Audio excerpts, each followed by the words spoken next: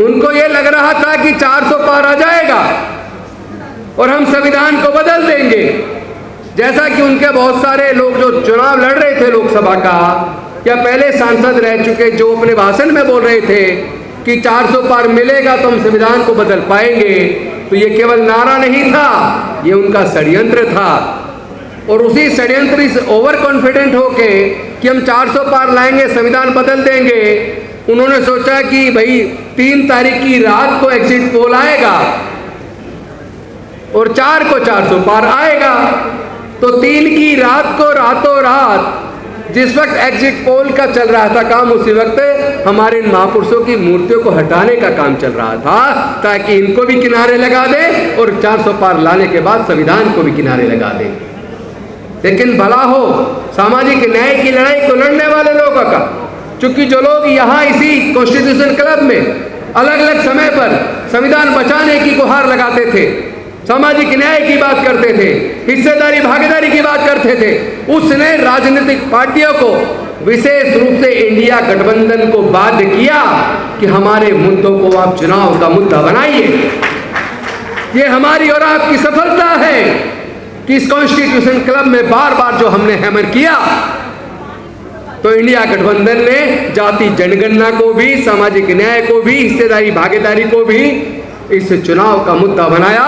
और इस चुनाव के अंदर उस भारतीय जनता पार्टी को, उस निरंकुश ताकत को, उस तानाशाह को 240 पर रोक दिया और उनका सपना रह गया। लेकिन साथियों, मैं एक बात कहना चाहता हूं, लड़ाई चुनाव तक सीमित नहीं रहनी चाहिए।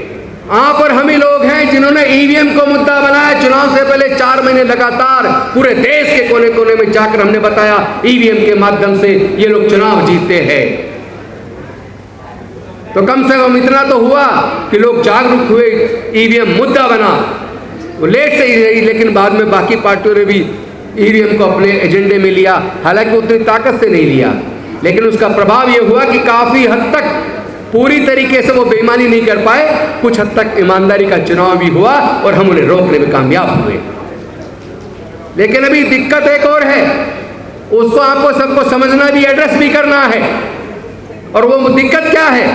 जब हम लोग कॉल देते हैं कि ये बाबा साहेब की प्रतिमा और बाकी हमारे महापुरुषों की प्रतिमा वापस लगाओ, उसके लिए आंदोलन करते हैं, तो वहां पता लगता है कि 2000 लोग आए, 3000 लोग आए। अभी भी आने वाले 9 अगस्त 2024 को कॉल दी हुई है दिल्ली के अंदर जंतर मंतर हजारों हजार लोग की प्रतिमा वापस लगाओ वरना हम आंदोलन करेंगे।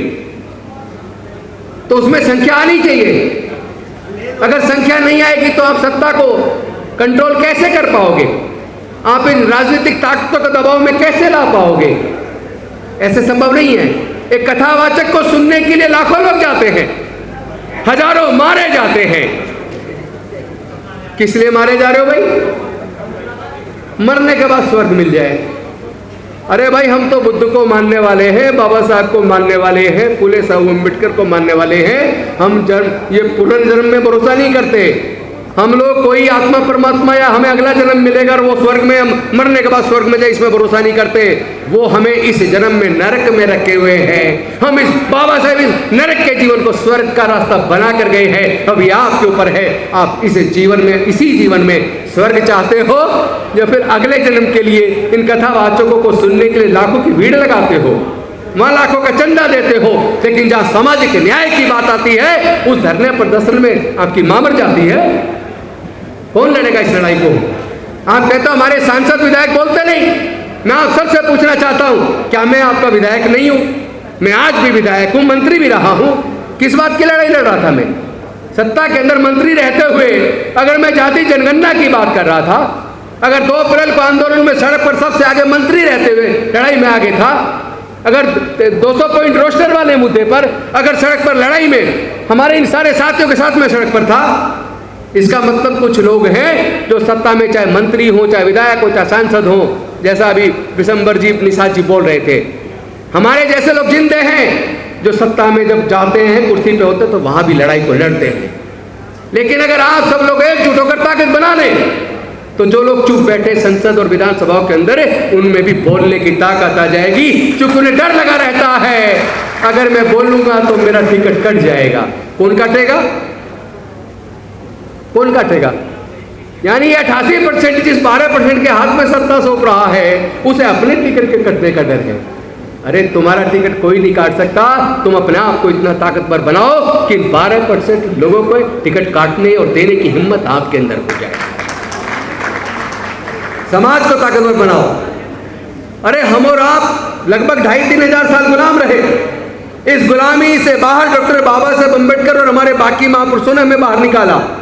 हमारे लिए पढ़ाई का रास्ता खोलकर, शिक्षण संस्थानों में रिजर्वेशन देकर, सरकारी नौकरियों में रिजर्वेशन देकर जो उन्होंने हमारे तरक्की का रास्ता बनाया था, हमारे इन्हीं सांसदों के, विधायकों के, मंत्री के रहते हुए उन्होंने ऐसी शिक्षा नीति बना दी कि सरकारी engineering college, medical college, management college, law college के अंदर भी अगर आपको 4 साल और 5 साल की डिग्री अपने बच्चे को करानी है तो 15-20 लाख रुपया आपकी जेब में होगा तो आपका बच्चा इंजीनियर बन पाएगा।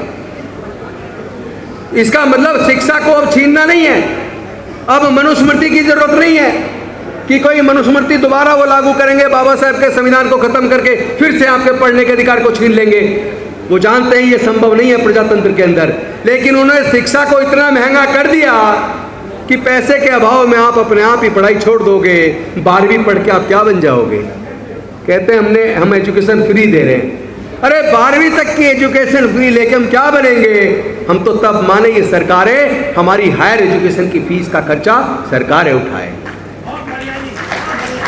देश के सारे संसाधन, सारे बैंक, सारी इंश्योरेंस कंपनियां, गैस कंपनियां, पेट्रोलियम कंपनियां, MTNL, BSNL सब कुछ वो बेच चुके हैं। रेलवे, पोर्ट सब कुछ वो बेच चुके हैं। और जो बिक गया वहाँ आपके नौकरी के अवसर खत्म हो गए, सब कुछ प्राइवेटाइज हो रहा है। तो जब नौकरी होंगी ही नहीं, यानी शिक्षा महंगा करके उन्होंने हमारे लोगों से शिक्षा छीन ली और नौकरियों को प्राइवेटाइज करके उन्होंने हमारे लोगों से भविष्य में हमारे युवाओं को मिलने वाली नौकरियां छीन ली। जब ना शिक्षा होगी ना नौकरी होगी तो हमारे और आपके बच्चे क्या बनेंगे? वो मजदूर बनेंगे। और जो मजदूर बनेगा वो मजबूर बनेगा, और जो मजबूर हो जाएगा वो गुलाम हो जाएगा।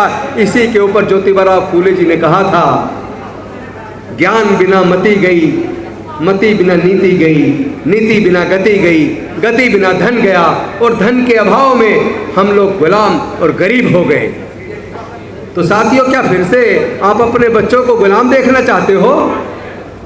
आपके आचरण से, आपके व्यवहार से यही प्रतीत होता है कि आप अपने बच्चों को गुलामी की तरफ धकेल रहे हैं। कैसे धकेल रहे? मैं आप सबसे पूछना चाहता हूं, ये जो कावड़ लेने जा रहे हैं इसके अंदर क्या किसी ब्यूरोक्रेट का बच्चा जाता है? क्या कावड़ लेने किसी ब्राह्मण बनिए ठाकुर का बच्चा जाता है? किसी पूंजीपतिया का बच्चा जाता है? किसी नेता का बच्चा जाता है? अगर जो अरबों खरबों कमा रहे हैं उनके बच्चे कावड़ लेने नहीं जाते, तो आपके, हमारी बहन बेटी, हमारे बेटे, हमारे लोग, हमारे बच्चे ये कावड़ लेने क्यों जा रहे हैं?